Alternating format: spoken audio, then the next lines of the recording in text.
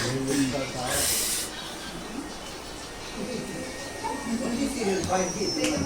वंदन तीन वेळेस वंदन कर. कर बेटा, खाली कर.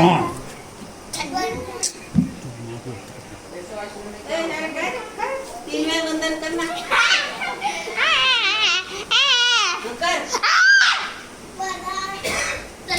असं करायचं बघ.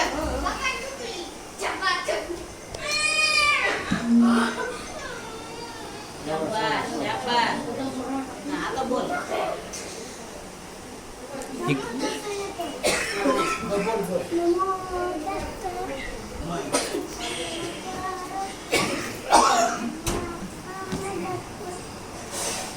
बरोबर.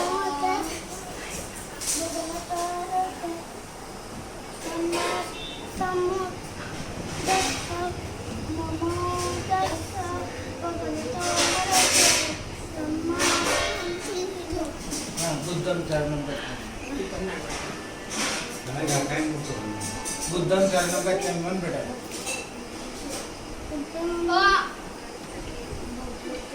बुद्धम चरणम गच्छामि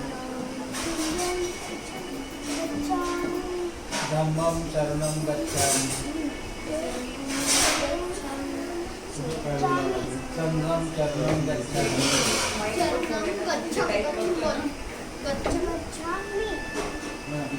द्वितीयं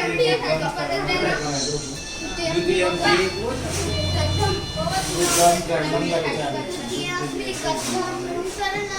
द्वितीयं धम्मं शरणं गच्छामि.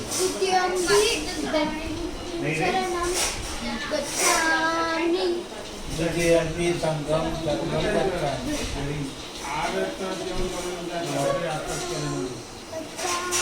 तृतीयं बुद्धं शरणं गच्छामि.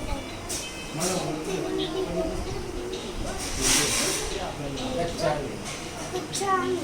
तृतीयं धम्मं शरणं गच्छामि. बन बन. तृतीयं धम्मं शरणं गच्छामि. तृतीयं संघं शरणं गच्छामि.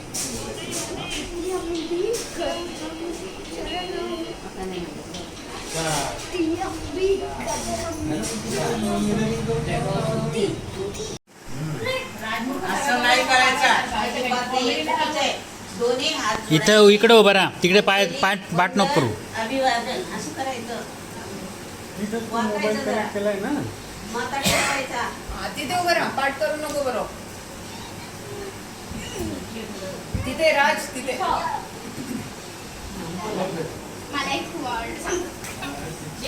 आपण आपल्या बुद्ध धर्मामध्ये आचरण केल्यास आपलं जीवन हे कल्याणकारी ठरतं.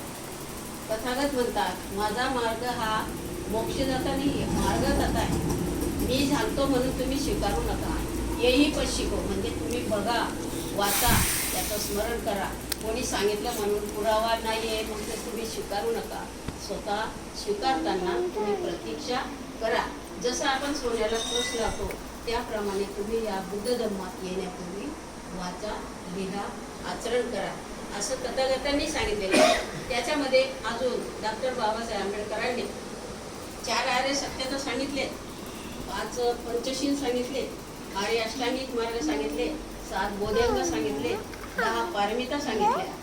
तर एवढं सोडूनही 22 प्रतिज्ञा सुद्धा दिलेल्या आहेत डॉक्टर बाबासाहेब आंबेडकरांनी. आता या 22 प्रतिज्ञा मुलांना शाळेमध्ये प्रतिज्ञा शिकवतात, परंतु या 22 प्रतिज्ञा वेगळ्या तऱ्हेच्या आहेत. ते पण मी तुम्हाला विश्लेषण करून सांगणार आहे. आता सगळ्यात महत्त्वाचं आजचा हा कार्यक्रम रतन सुक्तचा घ्यायचा. रतन सुक्त हे वैशाली नगरला महामारी पसरल्याने तिथले लोक खूप दुःखी आणि कष्टी होते. एकदा तथागत गौतम बुद्ध चारिका करत असताना तर त्यांना ही महामारीची अवस्था दिसली. लोक खूप मृत्यू पावत होते.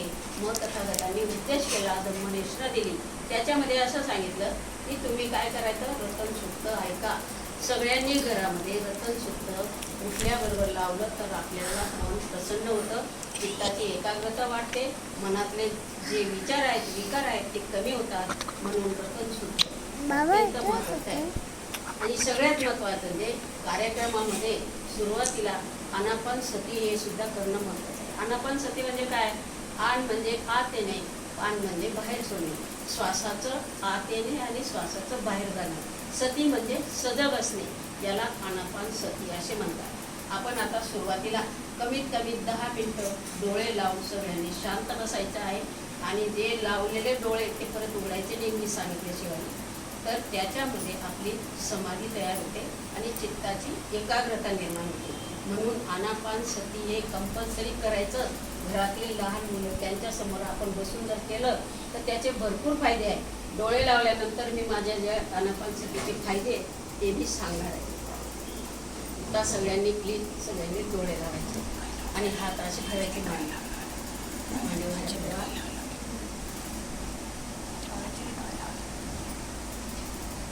आता आनापान सती याचा अर्थ सांगितलेलाच आहे. तर आपण आनापान सती केल्याने आपलं मन शुद्ध राहतं, निर्मळ राहतं, आत्मविश्वास वाढतो, लहान मुलांची स्मरणशक्ती वाढते, मनातले शत्रू कमी होतात, स्टेज डेअरिंग येतं आणि सगळ्यात महत्त्वाचा फायदा म्हणजे इतरांसमोर बोलण्याची, चर्चा करण्याची आपल्याला संधी मिळते. या आनापान सतीचा फायदा स्वतःच्या शरीरावर, मनावर भरपूर परिणाम होऊन आपलं मन निरागस होतं, निरामय होतं, निरोगी होतं, कुठलेही अविचार मनात येत नाही, कुशल कर्म करण्यास आपल्याला संधी प्राप्त होते आणि विशेष म्हणजे आपण स्वतःचा विकास होतो. आपलं मन हे राजा आहे. अत्तदीप भव, अत्तदीप भव असा या आनापान सतीचा फायदा होतो. म्हणून प्रत्येकाने आपल्या आपल्या मनाने सकाळीच मुलांसमवेत आनापान सती केल्याने आपल्याला भरपूर फायदे होतात.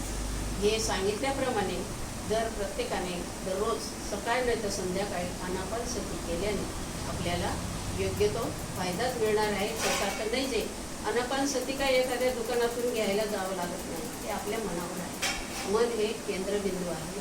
म्हणून मन जर ताब्यात ठेवायचं असेल, राग, लोभ, द्वेष, मच्छर, तिरस्कार, अहंकार हे जे शत्रू आहेत, इतरांविषयी घृणा, हे सगळे आनापान सतीमुळे कमी होतात. आणि या आनापान सती घरातही करता येतं किंवा विहारातही जाता येतं. विहारात गेल्याने ते सगळ्यात जास्तीत जास्त फायदे होतात. तर प्रत्येकाने डॉक्टर बाबासाहेब आंबेडकरांनी सांगितले 17 सप्टेंबर 1927ला सारनाथ येथे आनापान सतीविषयी सांगितलेले आहे की प्रत्येक कुटुंबाने आपल्या मुलांसमवेत दर रविवारी 11 वाजता विहारात जायला पाहिजे. विहारात गेल्याने आपल्याला प्रसन्नता वाटते, परंतु एकमेकांविषयी सहकार्याची भावना निर्माण होते आणि एकमेकांविषयी द्वेष नाहीसे होतात. अशा आनापान सतीचे फायदे आहेत. सगळे शांत राहा, मनात कुठलाही विचार आणू नका. आला असेल तर आपल्या मूळ पदावर या, नाकाच्या मधल्या पडद्यावर लक्ष केंद्रित करा. श्वास कुठून येतो, कुठे जातो त्याच्यावर लक्ष केंद्रित केलं म्हणजे आपल्याला श्वास थंड आहे, गरम आहे, लांब आहे, आखूड आहे, उंच आहे, छोटा आहे हे आपल्याला कळतं. म्हणून आपण आपले आनापान सतीवर लक्ष केंद्रित करायचं आहे. त्याचप्रमाणे आपण सगळे मनातले जे अकुशल कर्म आहे ते दूर करून कुशल कर्माला आपण उजाळा द्यायचा आहे. शांत राहायचं आहे, ताट बसायचं आहे. कोणी एक डोळा बंद करून एक उघडा करायचं नाही.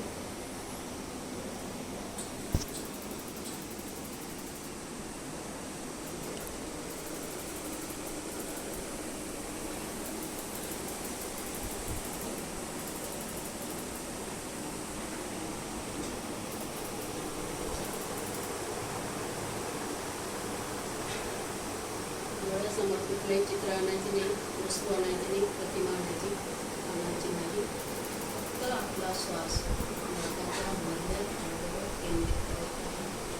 तो श्वास लांब असो, आखूड असो, छोटा असो किंवा दीर्घ असो त्याच्याकडे लक्ष द्यायचं आहे.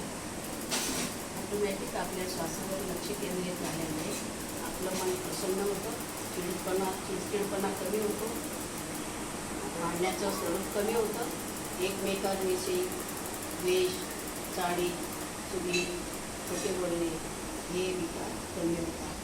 आनापान सती सगळ्यात बेस्ट अवगुण असं नाहीच, एक गुणकारिक औषध आहे.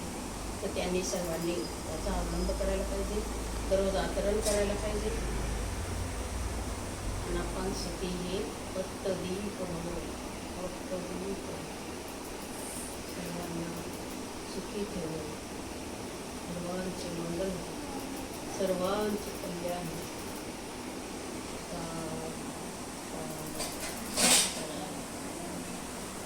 सगळ्यांनी बोलायचे आहे हळूहळू.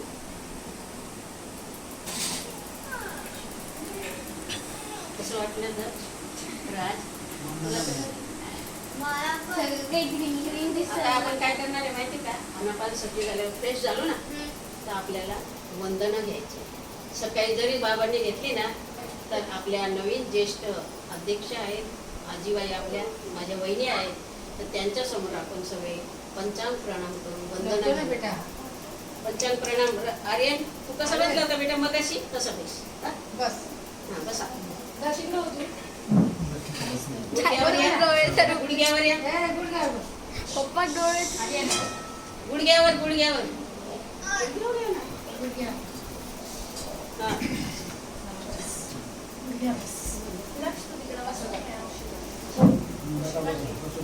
मी नाही बसत आहे, मला बसता येत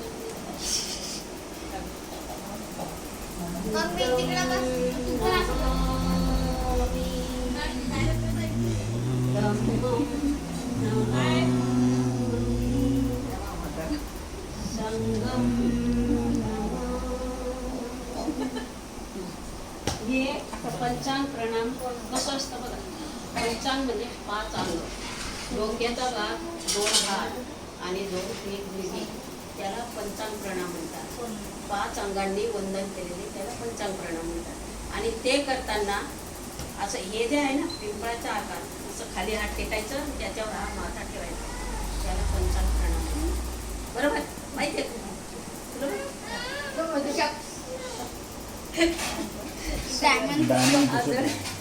आज जरा माझ्याबरोबर म्हणायचं आहे हा सगळे.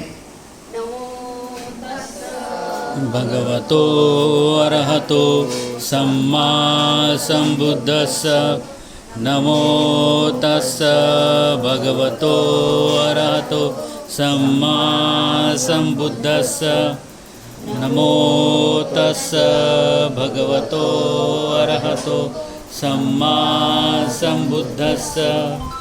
बुद्धं शरणं गच्छामि, धम्मं शरणं गच्छामि, संघं शरणं गच्छामि, द्वितीयंपि बुद्धं शरणं गच्छामि, द्वितीयंपि धम्मं शरणं गच्छामि, तृतीयंपि संघं शरणं गच्छामि, तृतीयंपि बुद्धं शरणं गच्छामि, तृतीयंपि संघं शरणं गच्छामि, तृतीयंपि संघं शरणं गच्छामि.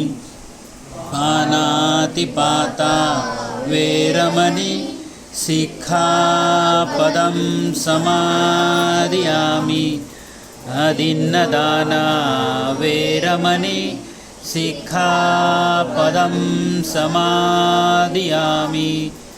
कामेषु मिच्छाचारा वेरमणि सिक्खापदं समादियामि. सुसावादा वेरमणि सिक्खापदं समादियामि. सुरामेरय मज्ज पमादठाना वेरमणि सिक्खापदं समादियामि. साधु साधु साधु. गुणोपेतम् एतं बुद्धिसन्तति पूजयामि मुनिन्दस्स श्रीपादसरोरुहे. पूजेमि बुद्धं कुसुमेन नैनं, गुह्येन मेत्तेन लभामि मोक्षं. फुफं मिलायति यदा इदं मे कायो तथा यासी विनाशभाव घनसारपदीपेन दीपेन तमधंसिना तिलोकदीपं सम्बुद्धं पूजयामि तमोनुदं सुगन्धिकाय वदनम् अनन्तगुणगन्धिना सुगन्धिना अहं गन्धेन पूजयामि तथागतं बुद्धं धम्मं च संग सुगततनुभवा धातुओ धातुगब्बे लङ्काय जम्बुदीपे तिदसपुरवरे नागलोके च तूपे सब्बे बुद्धस्य बिम्बे सकलदशदिशे केशलोमाधिधातु वन्दे उपेऽपि बुद्धं दशबलतनुजं बोधिचैत्यं नमामि वन्दामि चैत्यं सब्बं सब्बठाने सुप्रतिष्ठितं शारीरिकधातु महाबोधि बुद्धरूपं सकलं सदा सकलविद्यं विदुरज्ञानं देवरूपं सुजीवं निमलचक्षुगविरघौष गौरवर्णं सुखाय अभयचित्तं निभयकामं सुरतधम्मं सुपेनं विरतरज्जं सुजननेनं भीमरावं स्वरामि भीमरावं स्वरामि भीमरावं स्वरामि दिव्यप्रभरत्नतु साधुवरदानतु आद्यकुलभूषतु भीमराजा सकलविद्यापति ज्ञानसत्संगति शास्त्रशासनमति बुद्धितेजा पंकजान्नरवरा रक्तस्वजन उद्धरा भगवंत आमुचा खरा भक्त काजा चौदार संघरी शस्त्रधरिता करी कापला अरी उरी रौद्र रूपा मुक्तिपथकोनता जीर्ण स्मृती जाळिता उजाळीला अगतिका मार्ग साजा राष्ट्रघटनाकृती शोभते भारती महामानव बोलती सात सज्ञा शरणबुद्धास्मि शरणधम्मास्मि शरणसंघास्मि भीमराजा भीमराजा भीमराजा सरडे नंतर घ्या तुम्हाला काय सांगायचं ते सांगा नंतर सरडे ते घ्या रात्री काय असेल? सरडे नंतर घ्या तुम्हाला काय सांगायचं ते सांगा हे बघा तथागत गौतम बुद्धाने सांगितलं मगाशी सांगितलं मी धम्म पाळा किंवा न पाळा खाली बस बेटा तुमच्या मनावर आहे खाली बस परंतु याच्यामध्ये आर्यन शील समाधी आणि प्रज्ञा याच्यामध्ये 8 अंग येतात. शीलामध्ये सम्यक काया सम्यक वाचा सम्यक आजीविका समाधीमध्ये व्यायाम स्फूर्ती आणि समाधी आणि प्रज्ञामध्ये सम्यक दृष्टी आणि संकल्प या असे विभाग केलेले आहेत. परंतु सम्यक काया म्हणजे नेमकं काय करायचं त्याच्यामध्ये हिंसा करायची नाही कोणाशी भांडण करायचे नाही मारामारी करायची नाही शस्त्र हातात धरायचे नाही हे आपल्या शरीराने जे वाईट कर्म आहे त्याच्यामध्ये सम्यक कायामध्ये येतं. आता सम्यक वाचा म्हणजे आपलं बोलणं कसं पाहिजे बोलून पाहिजे खोटं बोलायचं नाही कधीही बोलायचं तर सत्य बोलायचं इतरांविषयी द्वेष करायचा नाही व्यर्थ बडबड करायची नाही आणि तुम्ही जे इतरांना बोलाल तर त्या समोरच्या व्यक्तीला दुःख जास्त होणार नाही याची काळजी घ्यायची म्हणजे त्याला सम्यक वाचा म्हणतात. बाटली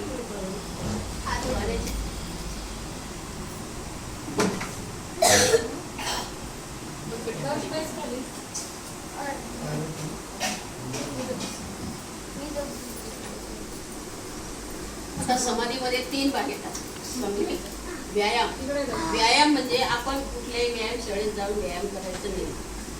याच्यामध्ये व्यायामाचा अर्थ आहे आपण जे काम करणार आहे आपण जे अभ्यास करणार आहे त्याच्यात आपल्या शरीरामध्ये हेतोचित फायदा व्हायला पाहिजे आणि त्याच्यापासून आपल्याला कल्याणकारी मार्ग दिसला पाहिजे त्याला व्यायाम. त्याच्यामध्ये स्मृती आता स्मृती म्हणजे आठवणी तर अशा आठवणी आणायला पाहिजे की आपल्या जीवनामध्ये जास्तीत जास्त फायदा कसा होईल त्या चांगल्या गोष्टीचा संचय करायचा आहे चांगल्या गोष्टी आठवणीत ठेवायच्या. त्याच्यामध्ये समाधी येते. बसून बोललं तरी चालेल. हा? ऐकू येत का पण? खूप चांगलं आहे, सगळ्यांनी ऐकायचं प्लीज. कृष्णा समाधीचा अर्थ असा होत आहे, आता मारवाडी जैन समाजामध्ये समाधी लावतो, बरोबर आहे, सगळ्यांना माहिती आहे. तर आपल्या बुद्ध धर्मामध्ये समाधी याचा अर्थ चित्ताची एकाग्रता. तर चित्ताची एकाग्रता म्हणजे डॉक्टर बाबासाहेब आंबेडकरांनी 18 तास अभ्यास केलेला. कारण त्या 18 तासामध्ये कोण येऊन गेलं आणि कोण आपल्याला आवाज दिला त्याचा पत्ता लागला नाही. एके दिवशी बाबासाहेब आंबेडकर हे अभ्यास करत असताना रघुलाल संतू त्यांचा सेवक असतो. तो रात्रीचा 9 वाजेचा जातो. तर म्हणे तू घरी जाऊ नये. सांगण्याचं तात्पर्य कसं आहे त्याच्यामध्ये थोडंसं विश्लेषण करून सांग. तर घरी जाऊन पहाटे 4-5 वाजता रघुलाल ते घरी जाऊन घरून बाबासाहेबांची पाया पडायचे. त्यावेळेला त्यांना स्पर्श झाला. त्यांना वाटलं टॉमी नावाचा कुत्रा नाही का त्यांनी स्पर्श केला काय. अरे तू अजून इथंच आहे का, मला काय पाहायला लागतो. साहेब मी आहे तुमचा चंदू रघुलाल. अरे बापरे तू गेला नाही का अजून. मी जाऊन आलो साहेब, तुम्हीच अजून उठले नाही. म्हणजे एकाग्रता ही समाधीची बघा किती भारी. 18 तास अभ्यास करून डॉक्टर बाबासाहेब आंबेडकरांनी आपल्या समाजासाठी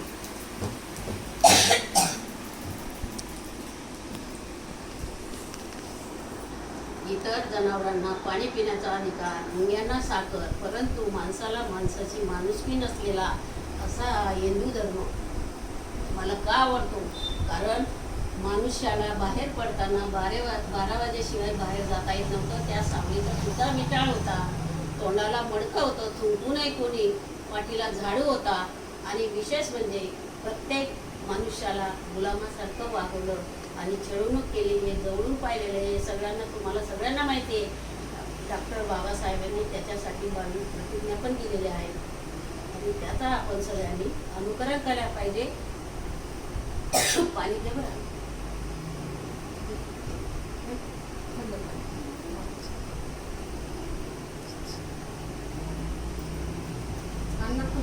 ते समाधी का आता नका नाही त्या वेळेस बसू.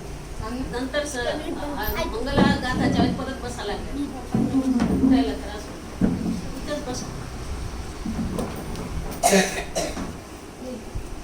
तू बसून घे ना.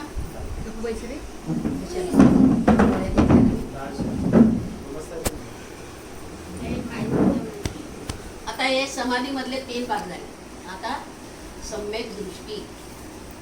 डॉक्टर बाबासाहेब आंबेडकरांची सम्यक दृष्टी कशा प्रकारे होती बघा. आपल्या समाजाचा उद्धार कसा होईल त्याच्यासाठी गोलमेज परिषदेला 1930-31-32ला अस्पृश्यता निवारणसाठी स्वतः गोलमेज परिषदेला लंडन येथे हजर राहिले. आणि त्यावेळेला आपला अस्पृश्यांचा उद्धार कसा होईल, समाजाची प्रगती कशी होईल, त्यांना गुलामीचं जीवन कसं कमी करता येईल हे आटोकाट प्रयत्न करून त्यांच्या डोळ्यापुढे सम्यक दृष्टी ठेवली. आणि याचाच अर्थ सम्यक दृष्टी होती. सम्यक संकल्प. आता लहान मुलांनी विचार काय करायला पाहिजे, या वर्षी आपल्याला कमी मार्क मिळाले तर पुढच्या वर्षी आपल्याला पर्सेंटेज A1 मिळाला पाहिजे, असा सगळ्यांनी संकल्प करायला पाहिजे अभ्यासाच्या दृष्टीने. हे झाले 8 अंगांगी पुस्तक मार्ग. त्याच्यामध्ये सगळ्यात आता मी थोडं मोनासाठी सांगते. उपसतचं पालन कसं करायचं माझे विचारलं होतं मोनात आहे ना. तर उपसतचा अर्थ असा होतो, उप म्हणजे जवळ, सत म्हणजे राहणे आणि उपवास म्हणजे त्याचा अर्थ वेगळा. आता उप म्हणजे जवळ आणि साथ राहणे. उपवास वास म्हणजे आपल्या जवळपास राहणे. आपल्या संकटामध्ये इतर जे देव लोक आहेत, दैवत ते आपल्या जवळ राहावे आणि आपल्याला संकटात त्यांनी मदत करावी म्हणून ते उपवास करतात. आता उपसत या म्हणजे कोणते, अविचार दूर करून चांगल्या विचारांचा संचय करणे याला उपसत म्हणतात. तर तो उपसतचा अर्थ आहे की त्या दिवशी अष्टशिलाचं पालन करायचं आहे. सकाळी लवकर उठायचं. बरं फक्त मुलींनी किंवा स्त्रियांनीच करायचं असं की कुटुंबातील सगळ्या व्यक्तींनी, लहान थोर मोठ्या माणसांनी सकाळी लवकर उठून आंघोळ करायचे, कपडे पांढरे घालायचे, वंदना करायची, तथागतांना फुलं व्हायला त्या दिवशी करायचं आणि अष्टशिलाचं पालन करायचं. अष्टशील नेमके त्या दिवशी कसं करायचं? का पहिलं अष्टशिला आहे पानाती पाता वेरमणी शिक्का पदर समाधी आहे की प्राणी हिंसा करणार नाही, प्राण्यांची हत्या करणार नाही, पालन पोषण करेल, त्यांचं लालन पालन करेल, असं त्याचा अर्थ होतो. दुसरा आहे अदिन्ना दाना वेरमणी शिक्का पदर समाधी आहे. आपण म्हणतो सरळ वेरमणी असं नाही, त्याचा अर्थ काय आहे? रममान न होणे. पाली भाषेत अर्थ येतो थोडासा वे मग रमणी म्हणायचं. हे आम्हाला पाली भाषेत शिकवलं म्हणून मी सांगते. आपण सरळ सरळ म्हणतो वेरमणी असं म्हणतो ना, आता आपण म्हटले ना, तर ते त्याचा अर्थ नाही. वेरमणी एकदम म्हटलं तर त्याच्यात आम्ही रममान होणार नाही, म्हणजे चोरी करण्यात आमची संमती आहे असं त्याचा अर्थ. तर वेरमणी असं म्हणायचं म्हणजे चोरी करणार नाही. आपण काही चोरी नाही करत, पण व्यावहारिक जीवनामध्ये आपण जेव्हा बाजारात जातो, बोर कसं दिलं का बाई विचारत नाही, डायरेक्ट तो टाकता. बरोबर? एखाद्या आंब्याचं झाड दिसलं, आंब्याला दगड मारतात मुलं, बोरांना, चिंचेला, माळीचं फूल दिसलं बघितलं न विचारता फूल तोडलं, त्याची आपण परवानगी घेतच नाही, म्हणजे ऑलरेडी हे चोरीचा प्रकार आहे. म्हणजे त्याचा अर्थ अदिन्ना दाना वे रमणी शिक्का पदर समाधी. त्या दिवसाचं पालन अब्रह्मचर्याचं वे रमणी शिक्का पदर समाधी म्हणजे अब्रह्मचर्या. घरातले जे पती पत्नी असतील ते आपण अब्रह्मचर्या म्हणजे थोडक्यात कुठल्याही बाबतीत आपल्याला वेगळ्या विषयावर जायचं नाही आहे आणि आपली कामवासना त्या दिवशी उत्तेजित करायची. अब्रह्मचर्याचा वे रमणी शिक्का पदर समाधी. चौथा आहे मुसावादा वे रमणी शिक्का पदर बोलायचं. वेर म्हणजे खोटं बोलायचं नाही त्या दिवशी. एरवी खोटं बोललं तर असं चालेल असं नाही. तर उपवासाचं पालन असंच आहे की त्या दिवशीचं जर तुम्ही केलं नाही अष्टशिलाचं पालन, तुमच्या जीवनामध्ये कधीही नाराजी, निरोगी शरीर राहील, नाराजी उत्पन्न होणार नाही, मनातले शत्रू कमी होतील आणि तुमचं कल्याणकारी जीवन जगायला तुम्ही स्वस्थ राहणार. पाचवा आहे सुरामेरय मज्ज पमाद ठाणा वे रमणी. सुरामेरय म्हणजे कसं? नुसतं दारू पिण्याचं व्यसन नव्हे, त्याच्यामध्ये गुटखा, दारू, तंबाखू, बिडी, सिगारेट, मिश्री किंवा काळी पक्की, कच्ची पक्की मिश्री, हे तपकीर, हे सगळं व्यसनामध्ये येतं. तर ते करायचं नाही. आजपासून आदरणीय गोपीचंद गायकवाड यांनी तंबाखू खाणं सोडून द्यावं असं मी सगळ्यांच्या वतीने नम्र विनंती करते. हे खरंच सांगते, चांगलं नाही. आणि खरं जर श्रद्धांजली व्हायची असेल, परित्राण पाठ जर तू अनुकरण केलं असेल, तर माझा मुलगा म्हणून तुला मी रिक्वेस्ट नाही करणार, तुला मी एक काय म्हणणार आहे, आदर करणार आहे. आदर करणार कशी? ऑर्डर नाही, आदर कशी करेल तर खरं सोडलं बा तर मला आदर वाटतं असं त्याचं आहे. आता 6वा आहे चिल्लर पार्टी. बसा ना खाली, तुमचं पण महत्वाचं आहे. टेबल तुटेल तो, तुटून जाईल टेबल तो. बर ओके. विकाल भोजन वेरमणी शिक्का पदर समाधी.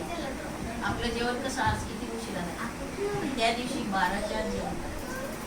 विकाल भोजन वेरमणी शिक्का पदर समाधी. 12च्या जेवण व्हायलाच पाहिजे. हे महिन्यातून 4 दिवस असतात, पौर्णिमा, अमावस्या आणि 2 असते. महिन्यातून 4. मी स्वतः पाळते, त्यामुळे मला भरपूर फायदा झालेला आहे. आता खोकला येतो तो फायदा ते मला ओरिजिनल आणि नाव आहे. बरोबर ना? तर पुढचा आहे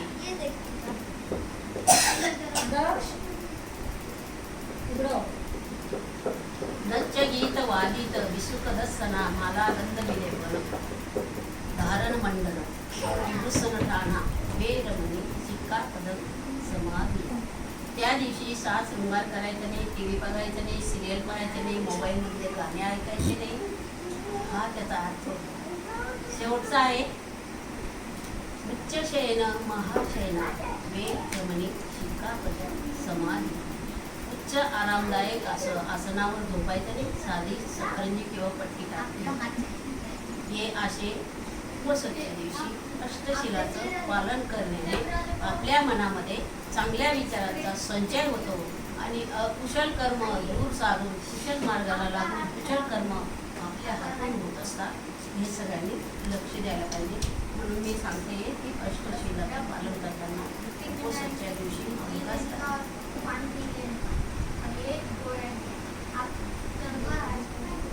बोधगता समाज. बोधकथा पण सांगा भरपूर आहे. तुम्ही ऐकायला तयार आहे ना? कंटाळा नाही ना? मला नाही. नाही, आता मला कसं बोलण्याची संधी मिळालेली केवळ आपल्या नरेंद्र भालेरावमुळे म्हणा किंवा गोपीचंद दादामुळे म्हणा. आहे की नाही? असे बसून ऐकलंय का कोणी? नाही ना. मला खूप सांगायची वाटते पण समोरची व्यक्ती ऐकण्याची तयारी पाहिजे तर कंटाळवायचं पाहिजे. हे काय बडबड करते असं एक नको व्हायला. आहे की नाही? मग गोष्टही सांगते ना.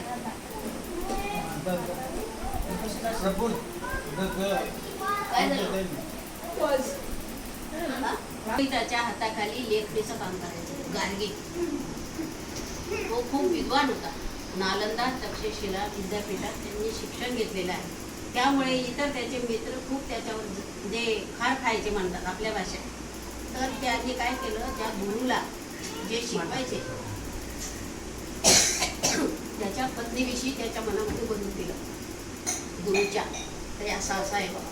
सारखे सारखे तेच तेच सांगायचे. त्यामुळे त्या गुरुच्या मनात आलं की याला काहीतरी शिक्षा पाहिजे. त्यांनी काय केलं माहितीये का, त्या गुरुने तर म्हणे मला एक करंगळी कापून आण आणि तू गळ्यात घाल दक्षिणा, गुरुदक्षिणा म्हणून. अरे बापरे म्हणे हे कसं शक्य आहे? नाही मग मला तू विश्वास कसा बसेल तू खरंच काय केलं. असं करत करत खरंच त्याने ते सुरू केलं आणि ती गुरुदक्षिणा म्हणून 999 करंगळ्याची माळ केली. आणि ज्या वेळेला जास्तीत जास्त लोक भयभीत झाले, खून करायला लागला तो, त्याच्या घरामध्ये घाबरून लपून जायचे. प्रसंजित राजा तथागतांकडे आला तर अंगुलीमाल नावाचा अहिंसक माणूस त्यांना विजून जाईल ते. विजेल का? त्या रस्त्याने चारिका करत असताना आणि नेमकी शेवटची एक करंगळी पाहिजे असते. तो इतका धावत येतो अहिंसक अंगुलीमाल युद्धाकडे. मी इतका जोरात पळत येतोय तरी हा मला का सापडणे. थांब संन्यासा, थांब तिथं थांब. अरे मी किती वेळ तर इथं थांबलेला आहे. तुझं मन वैरगैर झालेलं आहे, तुझी चित्ताची एकाग्रता नाही, म्हणून तूच थांब इथे. तर म्हणे मी तर पळत येतोय तुम्ही ते इथंच थांबले. हो बरोबर, माझं मन चित्त विचलित झालेलं नाही. मी सगळ्या विकारांवर विजय मिळवलेला आहे, परंतु तुझं मन विचलित आहे म्हणून तुला असं वाटतं. तू एक काम कर म्हणे, हे शस्त्र सगळं खाली ठेव.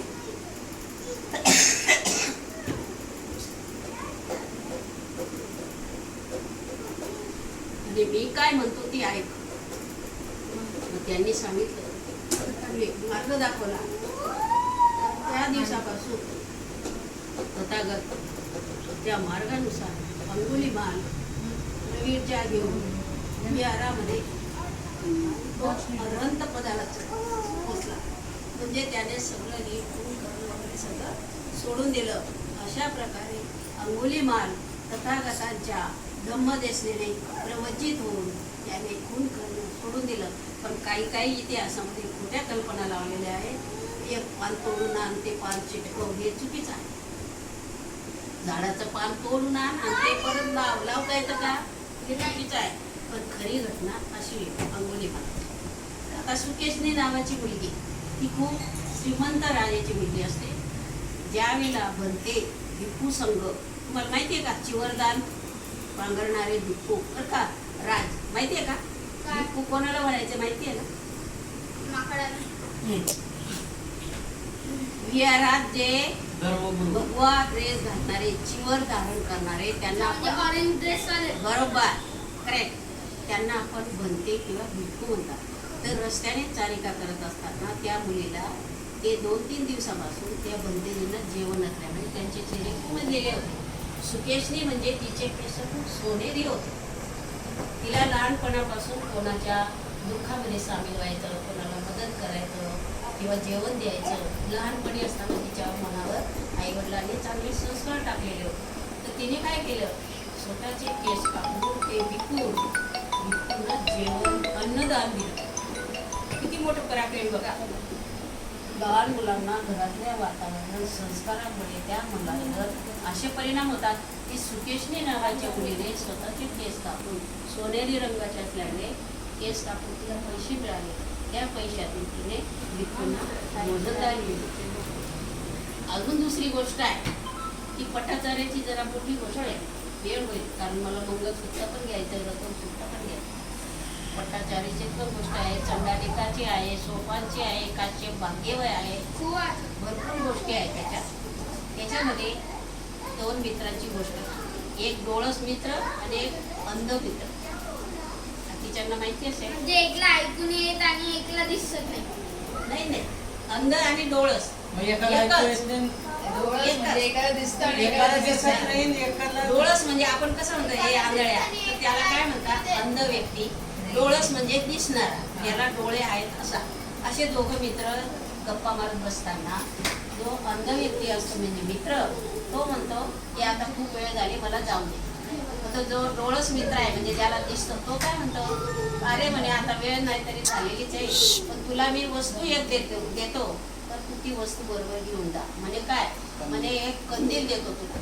अरे म्हणे मला कंदीलचा काय उपयोग म्हणे. अरे नाही म्हणे, मी अशी कुठेतरी ऐकलेली आहे. मीच सांगितलेले इकडे नाशिकला, म्हणून तुला विचारते. तर म्हणे कंदीलचा मला काय उपयोग आहे. तर मग नाही तुला राहू दे, तुला जरी उपयोग नाही. अगदी बरोबर, तू पण ऐकलेली आहे.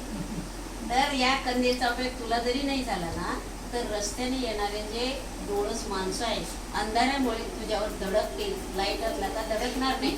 मग काही वेळाने तो कंदील खरंच विझून जातो आणि एक मुलगा त्याच्या अंगावर धडकतो. अरे म्हणे तुला दिसत नाही का, माझ्या हातात कंदील आहे, माझ्या अंगावर धडकला. अरे बाबा म्हणे तुझ्या कंदीला म्हणे वाताही नाही, कंदील विझून गेलेला आहे. मग त्या अंध व्यक्तीला प्रश्न पडतो, अरे खरोखरच आहे, मला डोळे जरी नाही पण दिले लाईट, पण मला काय उपयोग आहे.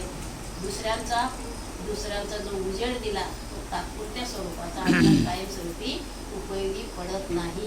म्हणून स्वतःचा विकास स्वतःच करायचा आहे आणि आपला विकास करण्यासाठी आपण कष्ट घ्यायचे आहेत आणि अत्त दीप भव म्हणून त्या दोघांच्या मित्रामध्ये आपल्याला अशी गोष्ट समाप्त करायची आहे. किस्सा गौतमी माहिती आहे ना, किस्सा गौतमी नाही. तर ती घटना अशी आहे, प्रत्येक घरामध्ये मृत्यू हा झालेलाच असतो. तिचं बाळ लहान असताना मृत्यू पावतो, ती वेळी पिशी होते आणि बाळाला घेऊन इकडे तिकडे जाते. माझ्या औषध पाणी कोण करेल, या बाळाला कोण जीवदान देईल. पण एक व्यक्ती सांगते की इतर तथागत आलेले आहेत, त्यांच्याकडे जा, ते तुझा प्रश्न सोडवतील. मग खरंच ती बाळाला घेऊन आली तथागतांकडे आणि बाळ माझं वाचवावं म्हणजे मी वाचू शकेल, परंतु एक काम कर, मी जे सांगतो ते आहे. म्हणजे काय, तर म्हणे प्रत्येक घरी जाऊन मला मोहरीचे दाणे आणायचे. ज्याच्या घरी मृत्यू झाला नाही अशा घरातली मला मोहरी आणून दे. म्हणजे चालेल. ती दरवाजात बाहेर नाही जायचं. तर प्रत्येकाच्या घरामध्ये आता माझी बहीण वारली, आता माझी वडील वारले अशी सांगते आणि त्या प्रत्येक घरातून कोणीही असं सांगत नाही का माझ्या घरी मृत्यू झालेला नाही. मग असं झाल्यावर परत बाहेर नको जाऊ आणि तिला समजतं की खरंच आहे, मृत्यू हा सगळ्यांकडे झालेला आहे. म्हणून जास्तीत जास्त आपण दुःख व्यक्त करायचं आणि आपण आपल्या जीवनाकडे बघायचं आहे आणि भवितव्याचा विचार करायचा आहे. आपल्या मुलाचं पालनपोषण योग्य तऱ्हेने कसं होईल याकडे लक्ष द्यायचं आहे. ही झाली किस्सा गौतमीची गोष्ट. बरोबर, समजले? सगळ्यांना माहिती आहे ना या गोष्टी सांगितलेल्या आहे, ठीक आहे.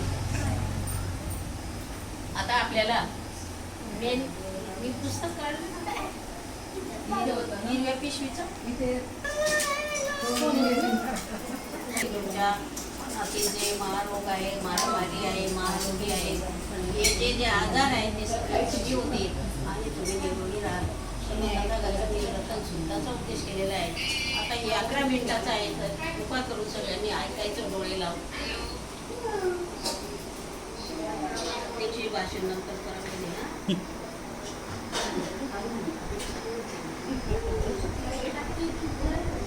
आता असं घेणार आहे.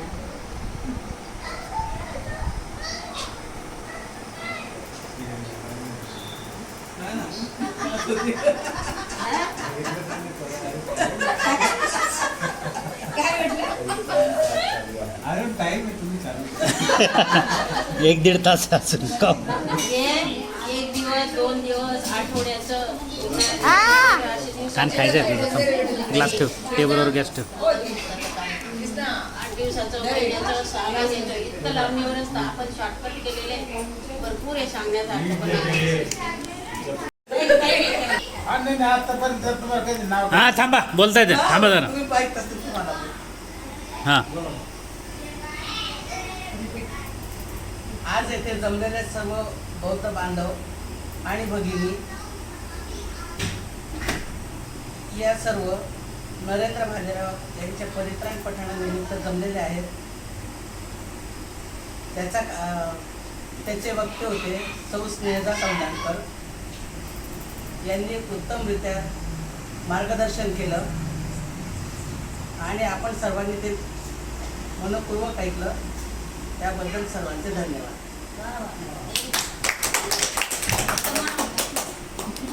नाही हे हो.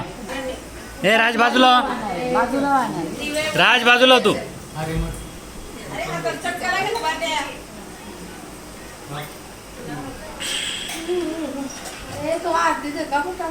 आजचा कार्यक्रम आमच्या आत्याने घेतला. नरेंद्र भालेराव यांचं परित्राण पाठ झालं. हा कार्यक्रम आत्यांनी घेतला आणि अतिशय सुंदर असं त्यांनी आम्हाला मार्गदर्शन केलं. लहान मुलांवर चांगले संस्कार होतील अशा पद्धतीचे त्यांनी कथा वगैरे सांगितल्या आणि आम्ही सुद्धा चांगल्या गोष्टी त्यांच्याकडनं घेतल्या. त्याच्याबद्दल मी त्यांचे धन्यवाद करते. वा वा. ते तर आहे. 2-3 वाक्य उधार घेऊन घ्या. इथे जमलेले सगळे म्हणजे बौद्ध बांधवांना एक सोडून एक कोण? तुम्ही नाही बोलतो. पुढचं ते भावना समजून घेतील तर जाऊ द्या. मी काही वेगळं बोलायला पाहिजे ना असं तर काही आहे नाही. माझ्या सासूबाईंनी माझ्या पिढीने ते सर्व काही त्यांचे आभार व्यक्त केले आणि त्यांनी दिलेले मार्गदर्शन अतिशय सुंदर आहे. आम्ही त्यातनं बरेचशा गोष्टी शिकल्या आहोत आणि याच्या पुढे असेच कार्यक्रम त्यांनी घेत राहावे अशी मी त्यांना विनंती करते आणि त्यांच्या हार्दिक अभिनंदन करते आणि मी त्यांचे आभारी.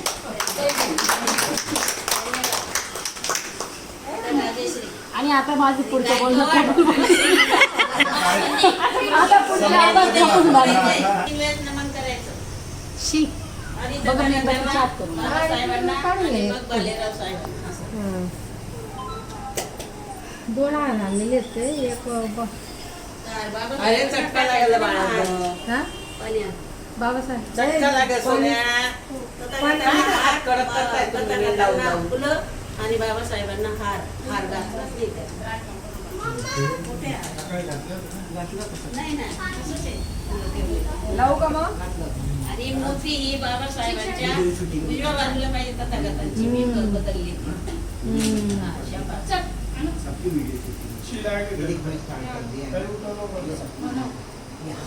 थोड़ी ना होता है आणि पायातले काळे धागे बिगे बांधलेले सगळे सोडून द्यायचे. अंधश्रद्धावर अजिबात विश्वास नाही तुझ्या पायात जागा आहे का?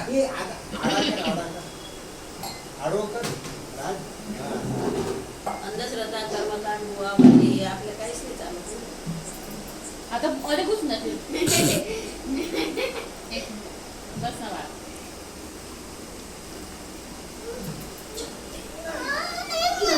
झोपून आलाय झोपून आलाय हे अरे हाताला चटका लागेल ना. हे. सगळ्यांना आज आपण इथे जमलेलो आहोत कालकथित नरेंद्र भालेराव यांच्या परित्राण पाठ इत्यर्थ आणि या कार्यक्रमासाठी आपल्या घरचेच ब्रह्मचारिणी सौ स्नेहजा संधानकर यांनी आज आपल्या इथे पूर्ण मार्गदर्शन केलेलं आहे. या मार्गदर्शना संदर्भात मला सांगायचं असं आहे की मम्मीची तब्येत बरी नसताना सुद्धा मी मम्मीला म्हणत होते तुला एवढं बोलता येणार नाही आहे, तुम्ही बघता ते किती बाटल्या संपवल्या आहेत. ते संपवून बोलणं चालू होतं, पण उत्साह इतका दांडगा आहे की हे करायचंय, समोरच्यांना वेठीस धरून का असे ना, पण मला हे बोलायचंय, मला हे सांगायचंय. ही चांगली गोष्ट आहे, पण काय हे आत्ता या मुलांच्या कानावर पडतात ह्या सगळ्या गोष्टी. आमच्या कानावर त्यावेळेस जर पडल्या असत्या तर कदाचित आम्ही थोडंसं अजून बेटर व्हर्जन झालो असतो. तो ठीक आहे, इट्स नेव्हर टू लेट. आत्ता तर आत्ता ॲटलिस्ट आत्ता ती थोडी थोडी का होईना हळूहळू सवय होईल आम्हाला. सगळ्यात महत्त्वाचा संदेश मला इथे सगळ्या माझ्या बंधू भगिनींना सांगायचा असा आहे की हे जे आपण ऐकतोय हे आपण स्वतःहून अजून थोडासा त्याचा अभ्यास वाढवला पाहिजे, वाचन केलं पाहिजे. हे फक्त ऐकून समजणारं ज्ञान इतकं कमी नाही आहे, याच्यामध्ये खूप सखोल अभ्यास आपला झाला पाहिजे. तो आपण करायलाच पाहिजे. त्याच्याशिवाय आपल्याला ॲक्च्युली कळणार नाही की आपण कोणत्या डायरेक्शनमध्ये जायला पाहिजे, काय करायला पाहिजे. खूप आपण म्हणजे म्हणतो ना बाबा गेल्यानंतर आत्तापर्यंत खूप काळ गेलेला आहे, पण ज्या स्पीडने आपण पुढे जायला पाहिजे तर तो स्पीड खूपच म्हणजे माझ्या मते तरी थांबलेलाच आहे. जोपर्यंत आपण वाचत नाही, शिकत नाही, तोपर्यंत ते वाढणार नाही, आचरणात येणार नाही जोपर्यंत आपण ते वाचन करत नाही. आणि आपल्याला माहितीच आहे की बाबांचं ध्येय किती मोठं होतं किंवा त्यांचे उद्दिष्ट काय होते आणि त्यांना आपल्याला कुठपर्यंत कशा प्रकारे पुढे न्यायचं होतं. आपण जर त्यांनी जे लिहून ठेवलेलं आपल्यासाठी, बऱ्याचशा त्यांचे बुक्स आपल्याला माहितीच नाही आहेत, ते प्रकाशितच नाही झालेले किंवा ते खूप रेअर आहेत, त्यांची अवेलेबिलिटीच नाही. तर असे सगळे आपण वाचून काढले पाहिजे जेणेकरून आपल्याला त्यांची आपल्याकडनं काय अपेक्षा होती ती तरी आपण पूर्ण करायला पाहिजे. आणि ही शिकवण आपण आपल्या मुलांना पण इथून पुढे दिली पाहिजे. आपण आधी शिकलं पाहिजे. आता या बऱ्याचशा गोष्टी माझ्या स्वतःच्या सुद्धा म्हणजे माहितीतच नव्हत्या, तर माझ्या मुलांपर्यंत जाण्याचा तर काही स्कोपच नाही. त्यांच्याकडे तर वातावरण पण नाही. ॲटलीस्ट तुमच्याकडे ते वातावरण आहे की ज्याच्यामध्ये ते त्यांच्या कानावर 4 गोष्टी पडतील आणि ते करतील. सो आपल्यावर खूप मोठी जबाबदारी आहे. आपल्याला स्वतःला सुद्धा पुढे न्यायचं आहे आणि आपल्याबरोबर आपल्या सोबतच्या समाजाला सुद्धा पुढे न्यायचं आहे. आणि ही जबाबदारी एकट्याने होणं शक्य नाही आहे. म्हणजे बाबांसारखा एकटा जीव पूर्ण त्याग करून सुद्धा त्यांनी खूप कष्ट घेतले. आपल्याला हे सुखाचे दिवस बघू शकतो आपण इतके छान घरामध्ये, इथे आपण एकत्र चांगले कपडे घालून राहू शकतो. जर आले नसते तर आपण कुठे असतो. निदान इथून पुढे आपण एकत्र राहून एक संघटित होऊन आपल्या समाजाला थोडं जरी इंचभर जरी पुढे नेता आलं तर I think that will be our contribution आपल्या समाजासाठी. आणि बाबांच्या प्रती आपली ती आपली काय म्हणते परतफेड आपण थोड्या प्रमाणात तरी ॲटलिस्ट करू शकतो. एवढं बोलून मी माझं 2-4 शब्द संपवते.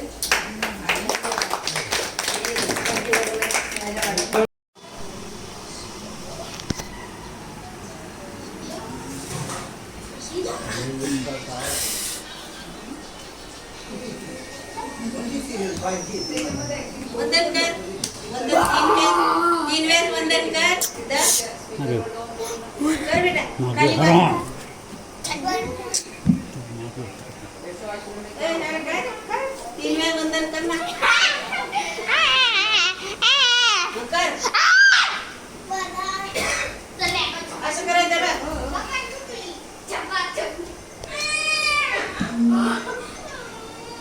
शाबास शाबास.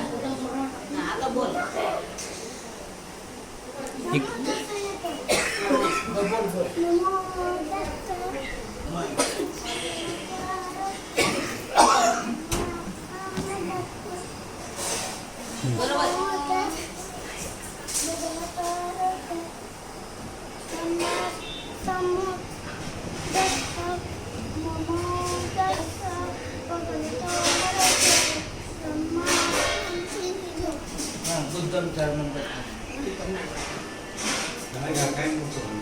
बुद्धम चरणम गच्छामि मन बेटा.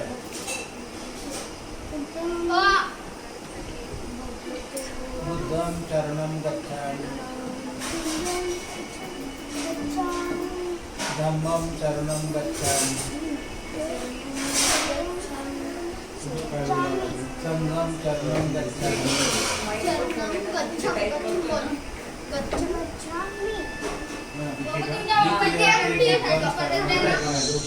द्वितीयं बुद्धं चरणं गच्छामि. द्वितीयंपि धम्मं शरणं गच्छामि द्वितीयंपि संघं शरणं गच्छामि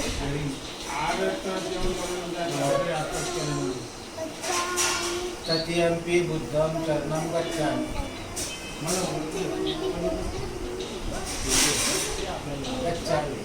गच्छामि तृतीयंपि धम्मं शरणं गच्छामि बंद तृतीयंपि धम्मं शरणं गच्छामि तृतीयंपि संघं शरणं गच्छामि आता नाही होत.